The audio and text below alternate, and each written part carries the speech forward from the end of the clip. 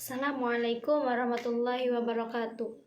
Alhamdulillahirrabbilalamin. Wabihi nasta'in wa ala umuri dunya waddin. Wassalatu wassalamu ala asrafil anbiya'i wal mursalin wa ala alihi wa sahbihi ajmain, amma ba'du.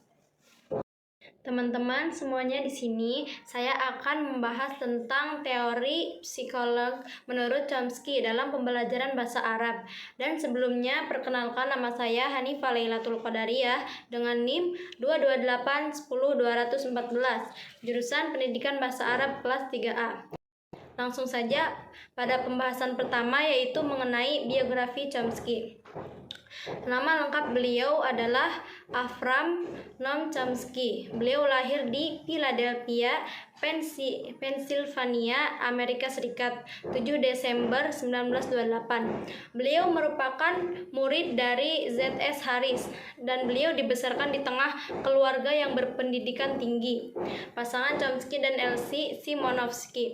Beliau adalah seorang profesor linguistik dari Institut Reputasi Chomsky di bidang linguistik yang terpahat lewat teorinya tentang tata bahasa generatif, dan beliau juga menjadi sangat terkenal dengan bukunya yang berjudul Syntactic Structures pada tahun 1957. Munculnya buku ini timbul pada fase linguistik baru, revolusi ilmiah dalam bidang linguistik. Beliau juga seorang ahli linguistik yang cukup produktif dalam membuat buku.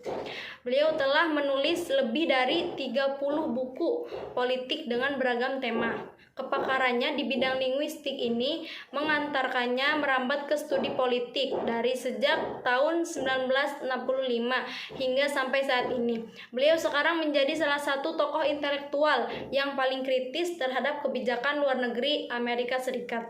Buku-buku pertama politiknya kerap dianggap terlalu radikal untuk diresensi atau ditampilkan di media Amerika Serikat.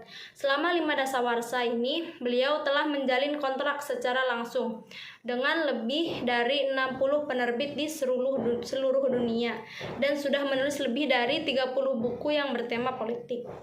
Dari baris-baris kalimat dalam tulisannya muncul lebih dari 100 buku, mulai dari karya ilmiah tentang linguistik, politik, hingga kumpulan kuliah, wawancara, dan esai. Lanjut pada pembahasan yang kedua, yaitu mengenai pemikiran dari tokoh Noam Chomsky. Seperti apa sih pemikiran dari tokoh Noam Chomsky? Pemikiran beliau dalam teori ini adalah aliran linguistik yang berasumsi bahwa pembelajaran bahasa adalah proses pembentukan kaidah, bukan sebagai pembentukan kebiasaan, seperti yang diyakini oleh aliran strukturalisme dan didukung oleh aliran behaviorisme. Aliran ini dipelopori oleh Noam Chomsky. Salah satunya reputasi Noam Chomsky di bidang linguistik. Nah, salah satunya itu ada teori generatif transformasi dan teori genetik kognitif. Nah, teori generatif transformasi. Nah, Noam Chomsky adalah seorang linguistik Amerika yang dengan teori tata bahasa generatif transformasinya dianggap telah membuat satu sejarah baru dalam psikolinguistik. Dalam sejarah pertumbuhannya, teori beliau ini dapat dibagi 4 fase, yaitu yang pertama, fase generatif transformasi klasik yang mana bertumbuh pada buku Syntactic Structure antara tahun 1957 sampai 1964. Yang kedua itu teori standar yang bertumpu pada buku Aspect of the Theory of Syntax antara tahun 1965 sampai 1966.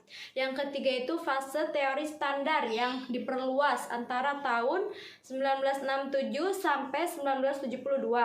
Yang keempat itu fase sesudah teori standar yang diperluas antara tahun 1973 sampai saat ini, seperti teori penguasaan dan ikatan. Hanya 4 fase di atas itu karena adanya kritik, reaksi, dan saran dari berbagai pihak, dan lebih untuk menyempurnakan teori tersebut. Teori generatif transformasi yang diletakkan oleh beliau itu adalah teori linguistik modern yang paling menonjol dan mencerminkan kemampuan akal membicarakan masalah-masalah kebahasaan dan pemerolehannya. serta hubungannya dengan akal dan pengetahuan manusia.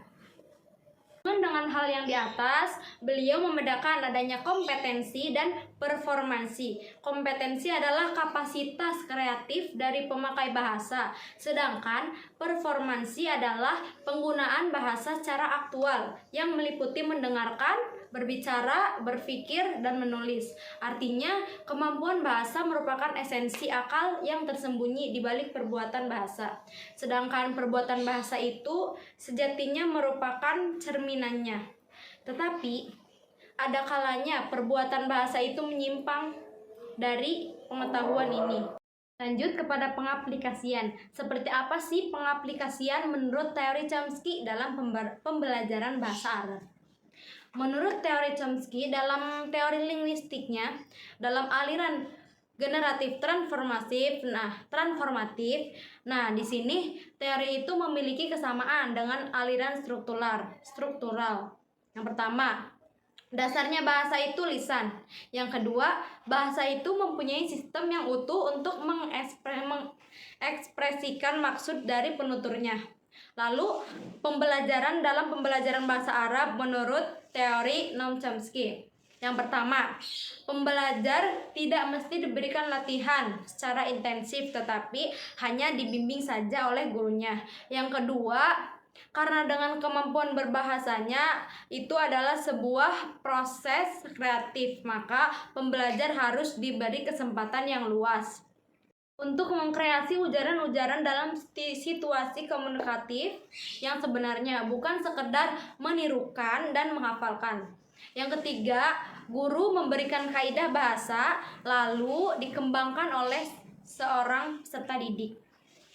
Yang keempat, pemilihan materi pelajaran tidak ditekankan pada hasil analisis kontrastif, melainkan pada kebutuhan komunikasi dan penguasaan fungsi-fungsi bahasa. Yang kelima, kaidah nahwu dapat diberikan sepanjang hal itu diperlukan oleh pembelajar sebagai landasan untuk dapat mengkreasi ujaran-ujaran sesuai dengan kebutuhan dalam berkomunikasi. Nah, yang keenam, guru harus meyakinkan bahwa siswa itu mampu menginternalkan kaidah-kaidah yang memungkinkan siswa mampu menghasilkan kalimat.